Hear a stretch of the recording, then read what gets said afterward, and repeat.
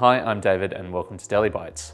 Sound effects can be a really great way to up the production value of a video, but sometimes people often struggle about where to source sound effects, particularly for free. So a website that I would recommend is Freesound. So today I'll just run you through a few pointers about that website and how to get the best out of it. So first thing you'll need to do is create an account. You can't really access any of the sound effects unless you do so. All you've got to do is fill out the online form and you'll be set to go. Then you just need to find the right sound effects. Don't get daunted by the quantity of effects on that website. Best thing to do is just use the search function and scour through until you find the best result.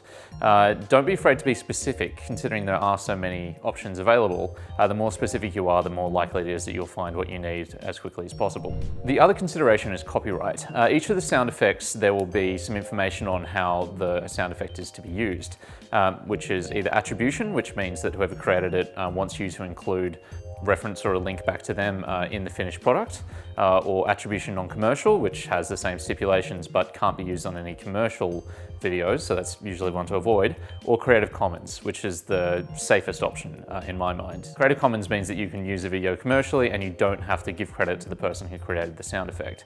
So I think it's usually best to throw the Creative Commons filter on when you're searching through Freesound. It just means that you don't have to get wrapped up in all the hassle that goes with crediting somebody and trying to insert a credit either into your video itself or into the description, and sometimes that can get lost. So the best thing to do is usually just to try to go with a Creative Commons sound effect if you have that option.